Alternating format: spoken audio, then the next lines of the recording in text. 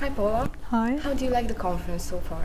Yes, I think conference is very nice because first of all, I can see that cybersecurity is an important subject for everybody. That's why we've got such a big group over here being interested in a subject.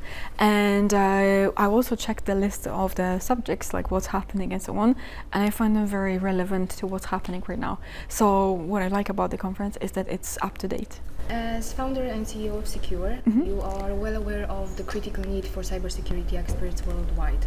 What should companies do to cover the current global gap of almost 5 million cybersecurity positions? Yeah, so the gap is out there, and we definitely miss specialists in the market. One of the things that companies should definitely do is to reconsider, in my opinion, an educational plans, because for lots of our customers, we are noticing that the guys, even in IT, not to even mention security, but in IT, they're not going to trainings yearly or periodically, so to say. In my company, for example, what I did to make sure that our specialists are up to date, everybody has to actually attend one training at least per year. So it's like this. There's no other way to grow rather than actually to go to the training or to participate in the projects and so on. So if there's something that can be done, it's a very simple step. Yes, is to reconsider, plan the budget that allows cybersecurity specialists to grow, and in my opinion, that's like at least one training per year. Okay, thanks. As a world-class cybersecurity specialist, you have the wonderful opportunity to share your best knowledge at international conferences. How important is awareness in this domain? I think awareness in cybersecurity, it's an absolutely important thing because it affects not only employees within the organization, but also like everybody's lives at home. Yeah, so we are using different types of devices that have different types of protocols, different interfaces that you are able eventually to connect to and maybe even overuse.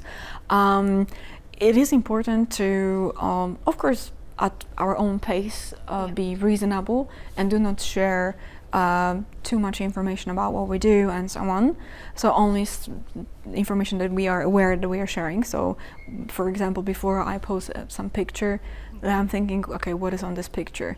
Is there any background that I don't want that to be at, and so on? Is there any information related with the metadata of the picture that I don't want to leak, and so on? So should I say that I'm currently over here, or maybe I should post that picture 2 days later to say that I've been there? Yes, so that that does not create this up-to-date cybersecurity context about my person, for example. Yeah, so I think that this little bit of a level of privacy we should in today apply, because we've been listening to different types of situations. We've been hearing situations in the news where some data leaked somewhere, and some person or someone has been broken into someone's home and so on, just because someone tagged this person on Twitter that we've been over there on a pod. These stories. Yeah, so we've heard that already, yeah, and that happened. So let's learn that lesson and basically share something, because we have to probably have some social life out there, and that's the way how we are doing it right now, but not in a way that it could be enough for someone to overuse this information. From your point of view, are companies and government entities truly prepared for today's cyber attacks? They are preparing. Yeah, so governments and entities are preparing for that kind of situations. Yeah, so I wouldn't say nobody's ready. Don't get me wrong. Yes, it's hard to say I'm ready. Yeah, I could be ready within the certain scope, but not in such a big scope like cybersecurity. So they might be we feel we're ready. We feel like we're ready enough. Yeah, but definitely there's lots of investments happening right now over there, and that is what we are observing also from our perspective. So these times will come. Yeah, it's better to be ready than sorry later. It might be for nothing, and I'm hoping for this, so that they're going to be super ready and super educated and super prepared, but nothing will happen. But it's not very difficult to predict that information gathering, it's something that is happening in between companies that just do business, not the government related operations.